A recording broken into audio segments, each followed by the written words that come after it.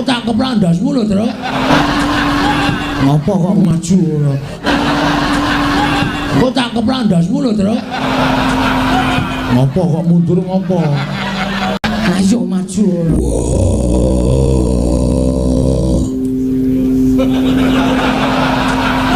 Ngapa kok mundur ngapa? Ayo maju ngono. Kok tak keplandasmu lho, Tru. Tangane wis mulai medhun. Ngono madhes ngono modar tenan aku. Ha ngono omong. Lha Gong wis eling lho, Gong. Wis gelem lejar penggali wis ngono. Men sasisanke wae. Karepen nuthuk sirahku modar mbok malahane matiku diuntape karo darahku sing tak tresnani dhewe. Waduh. Njuk ngalem. Bareng tangane medhun kok darahku sing tak tresnani dhewe ora. Ape apa nek ngono kuwi? Mbok ngendikan. Bagong. Nun. Maju rene. Kula tak teng mriki mawon. Adi mundur ta, Men? Iki tangane isih ketok e. Cangine ming cangkeme tok. Ora sembodo. Maju rene. Rada nyaket. Apa? Rada nyaket. Nggih. Tonyo. Ora. Terane. Ora. Yakin? Iya. Nganggere nonyo sumpah sik. Kau ora sumpah. Sumpah aku ora bakal miloro karo kowe. Wah, aku wonge ora bakal tegel karo kowe. Rene oke wis.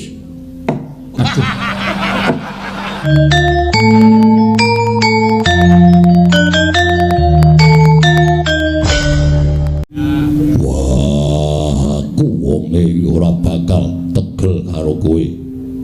Rene oke wis.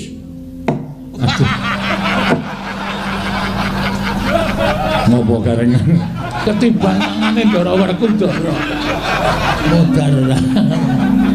Modar kon bali ra minggat-minggat malah jingik ketimbang tangane Ndara Werkudara modar. Rene. Nggih, yang ngapunten ya ora ana sing wani nglejarke penggalihe Ndara. Aku susah ngertos. Sopo yang bakal tak dawi supaya daup karo anake Janaka lagi tak pilih-pilih. Nggih, mulane ning aja dienggo susah. Nek dienggo susah niku ana kawan melu susah ya, Tru. Ya, Tru ya. Ora asu. Oben kok. Wae ora klop karo aku pokoke. Tru, dewangi kok nek entuk apa-apa tak moh ora. Kula niku ya susah, bapak ya nangis, Petro ya susah. Iya. Nggih. Ning bareng aku krungu suaramu, arepa kowe ora ngecul, arepa kowe ora nganggo bahan lawakan. Wis mulai angger-angger ndelok Werkudara. Ning ati marai seneng. Nggih. Marai aku ilang susai. Nggih. Aku iki ana dhuwit 500 tampanono. Apa to?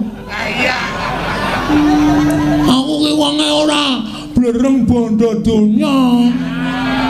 Ning iki tak paringi mboten. Yakin sumpah. Tak gawake Pogong, tak gawane dhewe. Lah kowe mong ngono apa iki menggo acting e. Tambani ora. Kula niku mboten wonten niku carane Ndara. Kula mau napa sing kula lakoni niku mligi nindakake kewajiban. Nek meng terus dituku nganggo dhuwit, mengke terus meng tuman. Kula pendak-pendak ngadem Ndara Werkudara, mesti mengke terus meng njaluk dhuwit. Elek kula teng mriku niku, mula kula nek diparingi mesti ora tau gelem. Ampun kaya ngenti. Yo aduh. Napa, Gong? Diblerek kanggo kuku Pancanaka. Tambani ora. Tambani ora. Nek ora ya wis. Ora dadi ngopo. Sik to. Sampeyan iki ya tegel ora ngekekke tenan. Wah.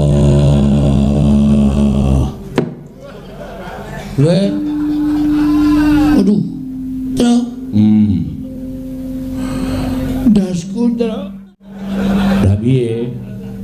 Tukono konterpin. Oh iya. Konterpin. Sing dingin ya terus larang kae, Gong. Terus saged to? Ora masalah. Oh iya. Semua jan malah ndoro iki ngeplak Bagong barang dadak golek konterpinnya wis kecekelnya. Tuliske. Tuliske terus. Iya. Semi delok. Iki ngandel ora. Kowe iki mesti ngono kuwi ya, Tru. Konterpin. Iki rak tulisane oleskan sebelum dipakai. Ki nek nganti bumbunanku mencelat ngono. Antel sirahmu. Anane salep iki kok ya iki ora. Gal. Nih, dadak loro nih. Yo tambani. Lho, pinten? 500. Wah, berarti 650. Salepe 150 Wah, caidan. Jaluk imbu kok werna-werna.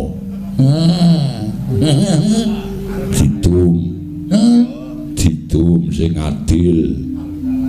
Karo dulur-dulure bapakmu iki wenehi. Mel.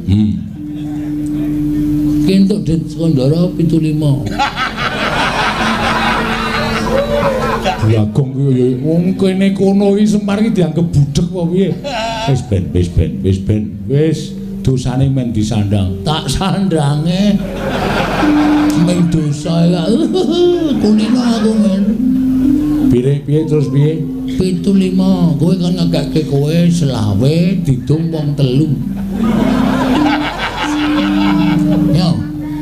Ya wis tak trimo ya, Gong. Reng njaluk ora? Njaluk no. Oh, tombo sirah ketiban tangane Ndara. Metro iki eneng dhuwit 5.000. Lah turun ngene kok. Mulane anake ya kaya ngono kelakuane. Tambani. Ayo tambani. Wis sah. 5.000 didum wong loro. Jaluk ora reng, jaluk no. Ki ana Den 1000. Wis terserah sak paringmu. Wah, kari dhewe iki wis. Lho, kok nggawa loro 500-an loro? Oh iya wis. Wis njaluk dhewe ya. Dara. Oh. Bagong diparingi kok kula mboten ta Dara, panjenengan pilih kasih. Wah. Kare wonten dawuh. Aku gelem menehi kowe dhuwit luwih saka Bagong. Nggih. Wah, ning matamu gantinen sik. Diganti napa? Ganti neker. Kelereng. Mekora saya apik. Apa wene ana rating Honda 70. Sing ngomong Bagong. Sing muni rating cangkemmu ha. Matane kakane kaya rating. Puas kowe. Nyakit ora njaluk ora apa-apa. Gusti Maha Adil mesti bakal maringi karo umate. Waduh. Kula namung komandan kali dosa. Wah, Bagong. Semar mbok wenehi 20. Semar iku nek nyekel ditoke-oke sok tiba. Matane wis matamu karo wong tuwa kok anu mripate wis lamur. Niku asline kula paringi 300 ning kula betake. Dhek mung butuh tuku tes ya, Man. Apa? Tes.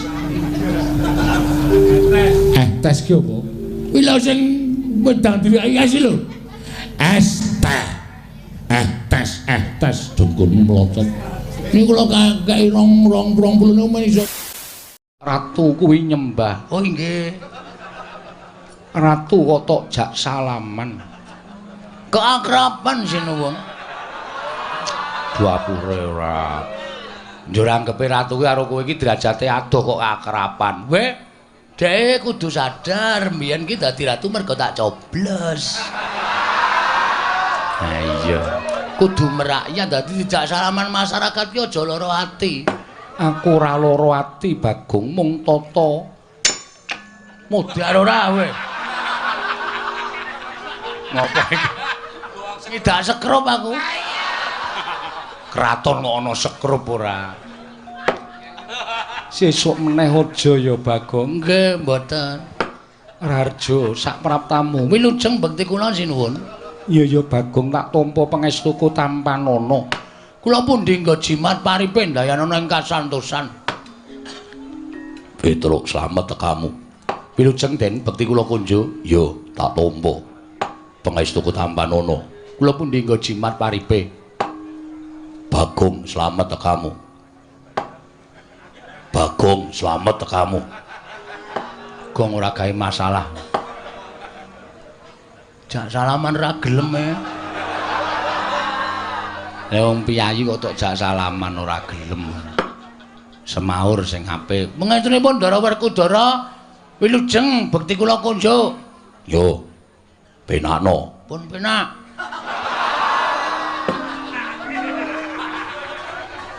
Wis penak kok. Wis. Petruk kantong bolong Pandora Arja sapraptamu. Sinuwun Mandura wilujeng bekti kula kunjuk. Yo. Bagong slamet. Nun, Bagong slamet.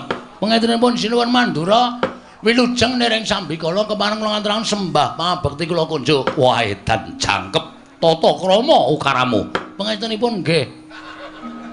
Prayoga nuwun mulungguh. Sampun boten kirang prayogi. Sampeyan nggih disekecake nggih? Yo. Pun asal unjukan? Durung. Sami. Petruk Padhararja. Ndara Janaka bekti kula. Iya, Bagong Padhararja. Ndara Janaka bekti kula. Iya, Bagong. Pangestuku Tampanana. Kula pundi nggo jimat paripe. Petruk wonten dawuh. Eneng apa Petruk teka sira sowan mangka tanpa tinimbalan Panakawan. Oh.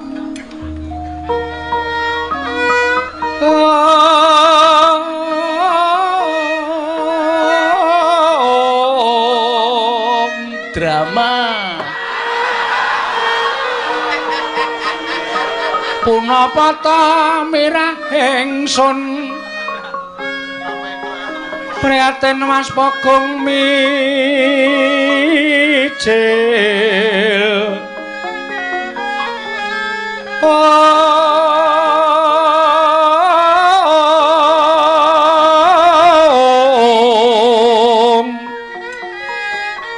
Tuda tanpa karya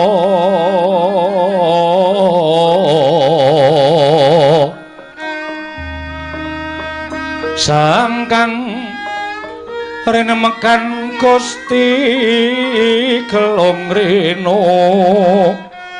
sak sekarnya.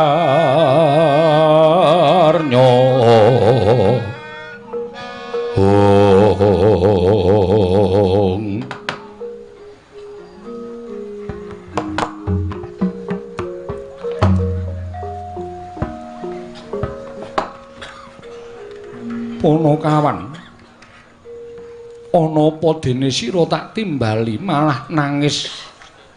Petruk matura, ya gene ana lakon apa Panakawan? Nuwun pangapunten. Kula niku jane mboten kuat ngampet rasa panjenengan paring dawuh Petruk ana apa? Mergi kanan Karang Kadempel niki peteng. Ya, Gong. Heeh, wong listrike mati. Wah, anggere entuk-entukan ratake iki kowe yakin. Kowe ora mbantu kok.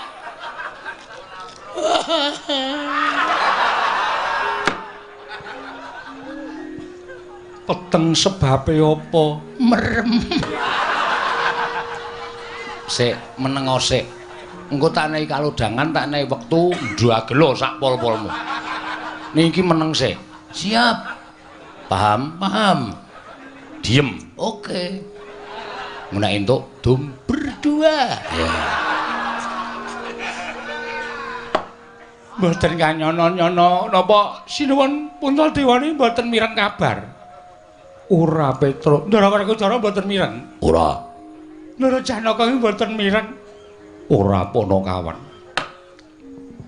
Pun anten sesasi niki bapak niku gerah.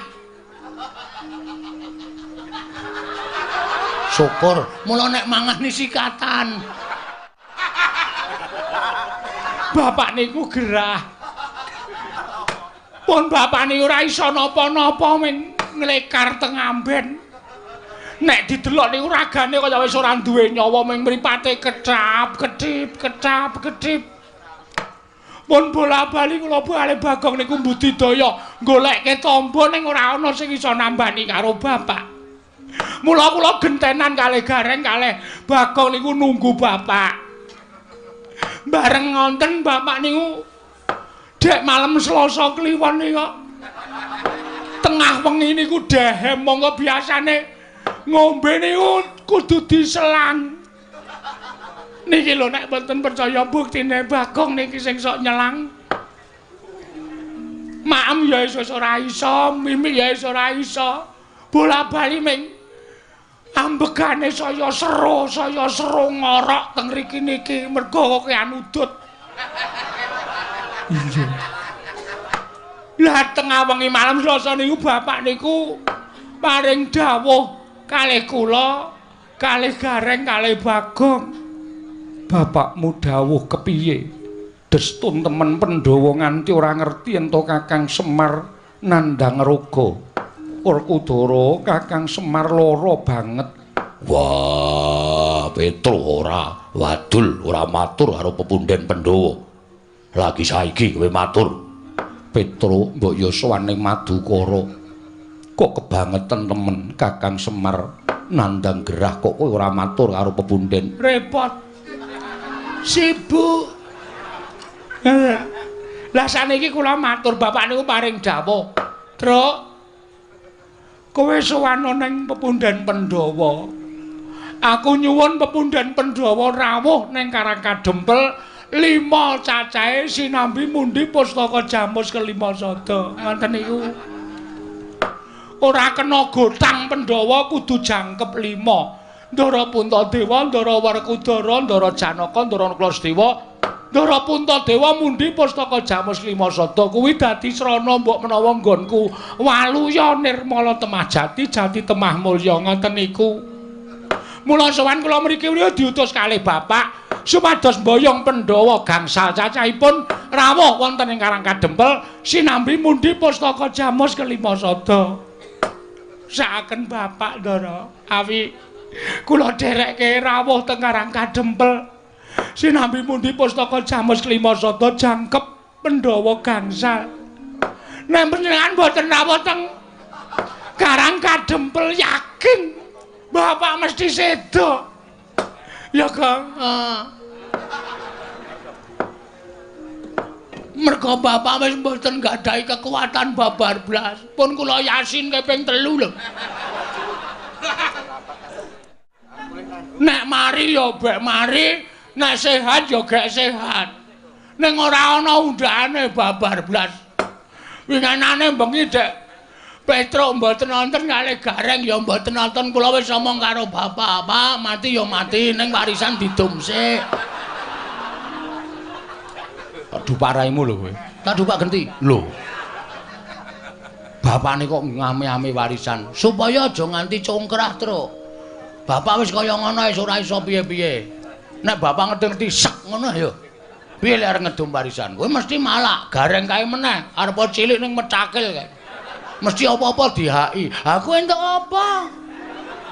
Aku ki mung wong sarwa ngalah. Omahe mung manggon ning pawone bapak aku ki. Ya mesake kok ya. Kowe njaluk bapak, ora tau dikeki. Petro dalem mundur sikik. Mundur kok. Lah. Ngapain? Ratu dilunggui sikile ora. Sorry. Ora sengaja kok ya. Salahe nang kono. Loh, dhisik aku. Oh iya, Dek. Ngapunten. Kowe tak jarwani ya, Petro. Nggih. Yen to bapakmu mbutuhake Pandhawa 5 cacahe dina samengko ora kelakon. Lho. Sebabe mara sawangen kadangku ingkang mapan ning pepungkuran iki etungen cacahe pira? Ditunggu. Ji, ro, lu, pat, mo. Lho kok 6? Iki rasa. Kowe kok nang kono to, Yem? Ngisru-ngisruhi pikiran kowe. Minggir.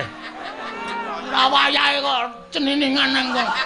Tunggal kalih 3 sekawan. Udu jiro lupat.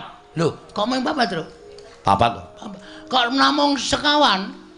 Kowe tak kandhani ya, Petro. Nggih. Kadangmu utawa pepundhenmu ya kuwi Yayi Sedewa ninggal praja. Lho. Sebabe merga didukani kelawan bendaramu Njodipati. Lah kok iso didukani sebabe apa? Merga Sedewa nggondheli pustaka Jamus kelima sada. Lah pustaka ajeng dipustaka pundi? Disuwun ngampil Koko Prabu Ndarawati. Lah kok Sinu Ndarawati ora ana? Petro ora seru-seru. Aku nek tok oyak kaya ngono ki gendandapan, Petro. Ratu gendandapan. Merga Koko Prabu Ndarawati rawuh ana ing negara Ngamarta nyuwun ngambil pustaka Jamus kelima sada. Pandhawa nyaosake marang pusaka marang Koko Prabu Ndarawati nanging mung Sedewa ingkang nggondheli. Oh, dong kula. Dodok seleng perkara kula wis paham. Dadi Ndara Sedewa niku nggondheli pustaka Jamus miyang jimat kelima sada. Merga ajeng disuwun ngambil Sinuwun Prabu Ndarawati. Lah Sinuwun Prabu Ndarawati alasane napa? Dasaripun napa kok nyuwun ngambil pustaka Jamus kelima sada? Merga Ndarawati ketaman pegebluk bisane waluya yen to tinumbalan pustaka Jamus kelima sada. Terus alasane Ndara Sedewa ora ngentukake merga pusaka kuwi dadi pusakaning Pandhawa lan pusakaning para kawula. Pustaka kuwi penguripaning para Pandhawa. Yen Pandhawa koncatan pustaka Jamus kelima sada, wong kang ora seneng marang para Pandhawa nggone bakal gawe sengsaraning para Pandhawa angel mijet poe ngranti suwe banyu sinaring Petro. Oh bener niku. Mula pusaka niku aja nganti pisah karo pepundhen kula para Pandhawa. Pusaka niku mboten pusaka baen-baen. Nek Pandhawa koncatan pustaka Jamus kelima sada, Pandhawa niku dadi ora duwe kekuatan, apes kekuatane. Nek ana wong sing ora seneng karo para Pandhawa, gawe cintrakaning para Pandhawa niku angel mijawa ngranti suwe banyu sinaring niku pas. Ngendikane Ndara Sedewa niku bener. Mula Sedewa tumuli nggondheli. Lah niku bener. Nanging ngertiya sing nyuwun ngampil pustaka Jamus kelima sada kuwi Koko Prabu Ndarawati. Koko Prabu Ndarawati kesembaning para Pandhawa. Nek cara kula mboten nyawang sembahan. Nek nyuwun ngampil ya nyuwun ngampil sanese pusaka. Jeneng pusaka kok disilih ki cara pundi? Sing jeneng pusaka niku duwe daya. Niku merga diasta dening Kang Kagungan. Pusaka kok disilih-silihke niku mboten ajeng ana dayane. Dadi nek Sinuwun Ndarawati nyuwun ngampil pustaka Jamus kelima sada supaya dadi kinarya nambak rengkaning praja. Kula nuwun sewu. Niku gek-gek ming alasan. Mula Ndara Sedewa nggondheli niku wis pas. Lah kok terus dadi iso lunga? Merga didukani karo bendaramu Njodipati. Ndara Werkudara. Iya, Petro. Terus karo bendaramu Werkudara ditundung lunga. Minggat. Ngaten. Iya, Petro, kowe kok ngerti? Lah biasane Ndara Werkudara niku karo anak-anak ya ngoten niku kok. Antasena tukake rokok, ora gelem, Pak. Minggat. Ngoten niku wis biasa, kula niku wis weruh bola-bali wong kula ngomong Ndara Werkudara niku cilik nganti gedhe kok. Dadi kula ngerti lagak lagu lageane. Dadi Ndara Sedewa niku lunga saka negara Ngamarta merga Ndara Werkudara. Iya, Petruk, Gong. Ana masalah iki. Piye? Ndara Sedewa lunga, Pandhawa ora ganep 5. Masalahe kok lunga? Lah kowe iki ngrungokke ora? Aku turu Iki ngantukan. Anggreyane iki ngantuk. Aku nek bar jam 12 ora ngantuk. Oh. Mergo maling. Wah. Maling dengkulmu mlocot ora. Iki ana masalah. Masalahe Ndara Sedewa lunga. Sing marahi lunga Ndara Werkudara. Mergane didukani. Masalahe Ndara Sedewa iki nggonani pustaka jaman Jimat Lesata. Dis. Goblok banget ora. Aku wis omong akeh banget mau mbok ngrungokke. Aku makler. Ya nyun ngapura. Dadi Ndara Sedewa lunga sing nundung Ndara Werkudara. Heeh. Mbah, masalahe apa? Tak urus iki, Truk. Ya. Mundur. Ya.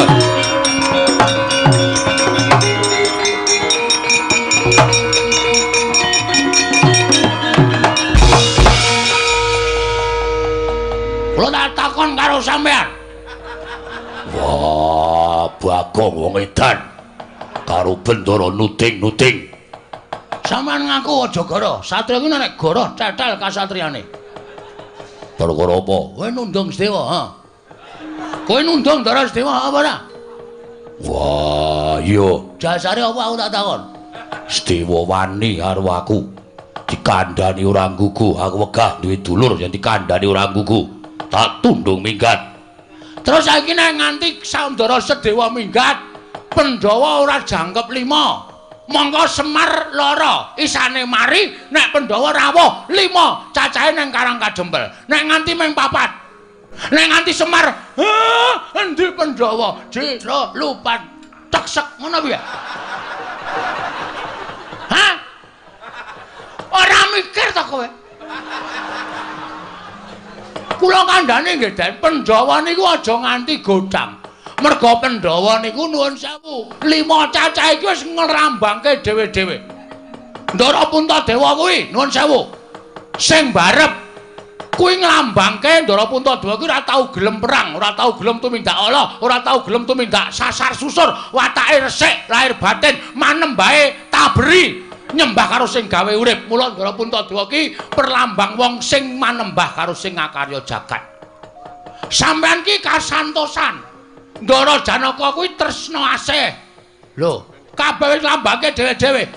Kok dadi Ndara Sedewa kok tak tundung lunga? Wah, Bagong ora basa aku iki bendaramu. Kowe kudu nganggo tata krama ora basa karo aku. Tuwa sapa Werkudara, Bang? Tuwa kowe. Nah, aku ora basa ora masalah. Ora bakal kualat karo kowe. Kowe iso kaya ngene iki mergo aku sing budidaya. Kowe iso dadi satriya, sampeyan iso lengganing Jodipati, nek aku ora ngewangi babat Wanamarta jaman semono. Apa entuk Pandhawa negara Ngamarta? Kowe ngewangi apa? Kowe meneng wae cangkepe ra satrep. Ora kowe iki ngewangi ora, kowe meneng. Meneng diem. Iya, iya. Aku nek omong apa-apa kuwi pokoke ngiyoi. Yo yo yo. Ngono entuk didomong loro. Apa-apa kok didomong loro? Hah? Nek kanan kaya ngene sampeyan notohke nyawa. Nyawane sapa? Nyawane Semar. Nek ngono sampeyan seneng Semar mati, ha? Nek ngono sampeyan seneng Semar mati, ya.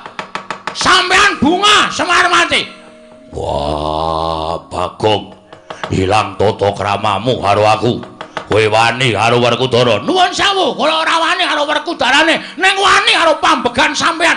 Sing rumangsa bener dhewe, ora iso disalahke. Kula ora setuju carane kaya ngono kuwi.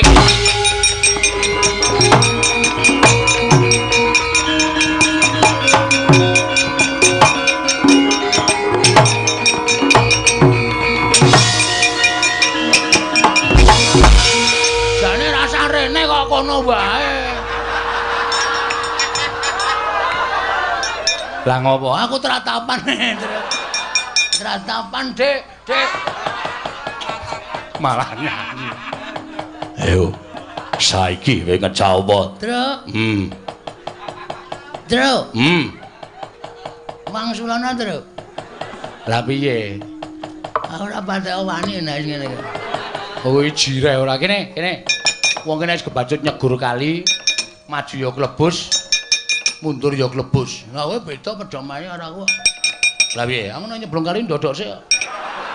Waduh gang ora.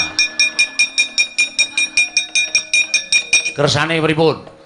Ora usah nyuli karo Bagong. Wah, yen pancen ora trima karo lungane Sedewa, mergo tak tundung. Anak-anake Semar ngopo? Nun sewu, mbangane kula kelangan bapak. Luwung kula mati teng negara Ngaparta kula wujuti. Yo, metu njaba. Oke, Truk. Ora sembrono lho, Truk. Ndara Werkudara. Lho, wong kendeli ngene iki kok wis bacuk nantang ora kaya kowe iki nantang kok mundur iki ngopo kuwi? Nek kaya aku wis bacuk nantang ngene iki iso luweh. Mbangane kowe karo aku kelangan bapak. Ning nganti Ndara Werkudara ora iso nemokke Ndara Sedewa, ora kersa goleki dina iki. Oh, rame-rame antas marang-marang putung. Gecek ndas. Wah, gecek geti metu njaba. Weh.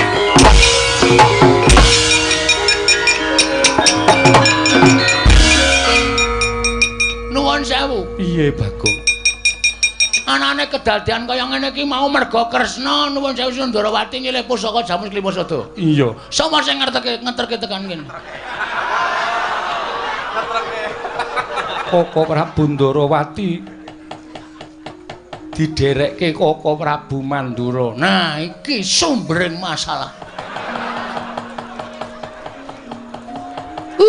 Hus. Ratu kok dihu. Sampeyan sing nderekke Sundarawati. Yo. Sampeyan ngerti mboten Sundarawati niku tenan-tenan apa ora negara Ndarawati ketaman pegebluk. Yai Prabu Kresna rawuh ana negara Mandura. Dheweke ngandhake karo aku matur karo anakku yen to negara Ndarawati ketaman pegebluk. Bisane wali ana Rama Majati yen to tinimbalan pustaka Jamus Miang Jimat Klimasada. Aku dadekke seksi supaya melu sowan ning negara Ngamarta. Terus aku matur karo Yai Prabu Darma Kusuma. Yen to para Pandhawa kudu ngelingi lelabuhane Yai Prabu Kresna. Tumuli dadi geger iki mau. Ah, iki.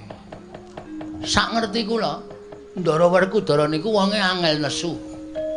Nek ora ana sing ngubup-ubupi, nek ora ana sing ngompori. Sapa sing ngompori Werkudara? Lho, aku ora. Ngaku wae. Ngaku wae. Glandang nenggala kowe. Hus. Kuwi nggonku. Aku njaluk. Lho. Nenggala dijaluk piye? Butuhe aku ora mengerti para kowe. Ya sampean kudu tanggung jawab. Sampean melu gawe masalah luwih Ndara Sedewa. Sampean ora gelem nemokke Ndara Sedewa. Kula sing ora trima. Lho, kowe nantang Baladewa. Lho ora nantang. Meng kula meng kepengin sampean tanggung jawab. Tegese kowe nantang karo Baladewa. Kowe nantang karo Rata Mandura. Apa mbok ora wedi karo kowe ayo? Nek ndi papane wong bondo itu metu coba legane atiku. Rugi. Apa wih? Ngerkoso kok tak njaba. Rajos. Jirih. Ora sakakan gelem tanpa kon ayo. Karepmu piye? Pokoke sampean gelem golek apa ora? Aku ora gelem golek. Ora gelem golek gulung kowe. Metu coba legane atiku.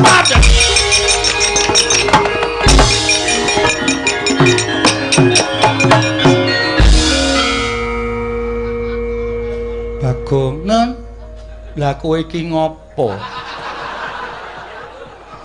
Nantang Koko Prabu metu saka Ndaturaya kok kowe malah begogok. santai. Sing repot ra kono. Wong kene durung siap-siap kok kono. Yo mangkat yo saiki yo ndas lho ketinggalan kereta. Ora ana Baladewa kok nesune tentang kereta. Aku anggere mlebu nang kraton iki kabeh wis nganu apa jenenge kuwi? Njur do ngawur kata-katane. Puntadewa barang kok tentang. Ya sing gedhe pangapuramu. Mboten banten menapa.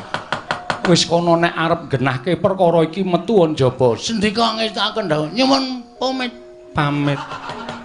Nyuwun pamit madal pasilan sinuwun. Sing ati-ati aja kaya bocah cilik. Nggih. Ndara Janaka ulun pamit. Iya ya Bagong sing ati-ati. Aja kaya bocah cilik. Kuwi sing muni aku. Aja kaya bocah cilik. Nggih. Ndara nekula ulun pamit nggih. Iya ya Bagong sing ati-ati. Njaluk. Sing ati-ati ning Sambikala. Waduh, kok wolak-walik lho omong. Yem aku lunga sik ya. Inggih ngestaken dawuh. Suwe banget ketemu karo kowe. Engko cipika-cipiki ya, Jem. Inggih. Ayo kangen no ya, inggih. WA-mu isih kae sing wingi to? Inggih. 081 125 250 375. Aku menghitung-hitungan. Inggih. Kuwi adimu kok? Inggih. Lemu banget. Oh ya aja sok salin nganggone adimu ya. Inggih. Sandangane aja sok ganti. Inggih. Nggone adimu ki nek tok nggo iso tok cantolke pundak ngene iki. Saking gedene. Ora tepung kok wis ngrasani pakaian dalem. Aku karepe dhewe. Aku kenal kene. Nyun pamit sinun. Sing ati-ati aja kaya bocah cilik. Nun nggih. Mergi nek nganti kula mboten ngelingke Petro iki nek pun nesu wah. Bebayani tenan, yakin sumpah. Mboten mantra-mantra wujuding Panakawan. Bedane karo sapa-sapa ora wedi. Apa ya Nggih. Dhewe nganane malam setu nika gelut kalih Bathara Narada. lho. Perkarane apa Bagong? Susukan teng jero kotak.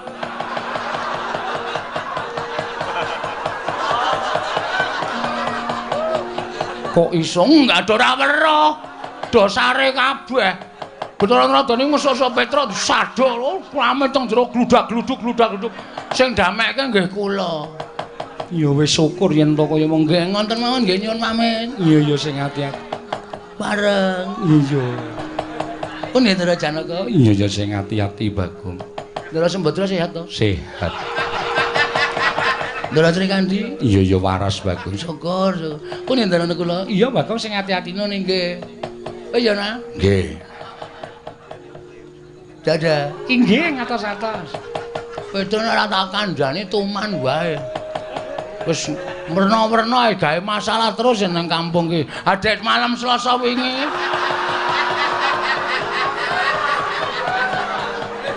Malam Selasa ngapa? Ora do ronda.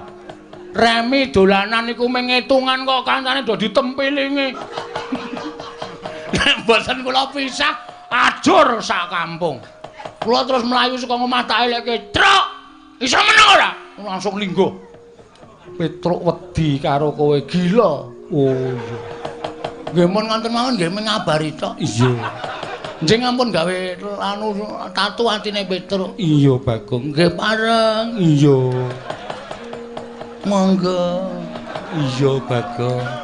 Pun Ndara Janaka. Iya sing ati-ati. Ndara Abimanyu sehat to? Sehat.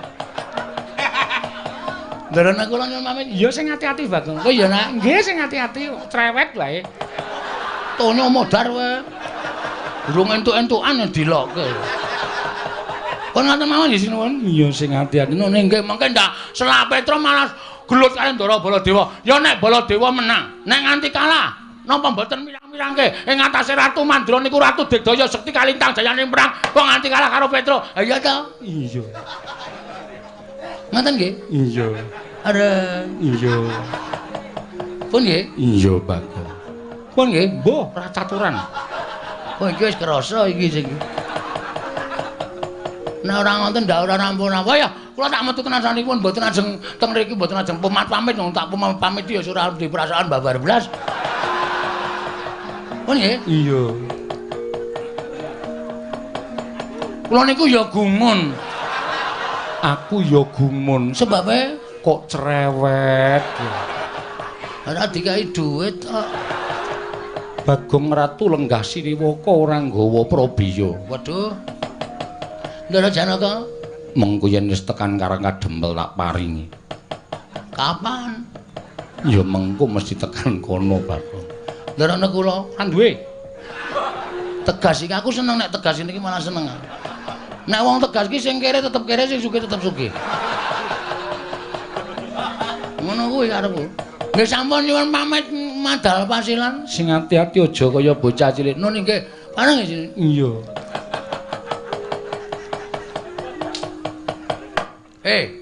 Wonten dawuh. Patena kowe? Nggih. Andaka wana? Inggih. Pangling kalih kula ki Lurah Bagong. Ora.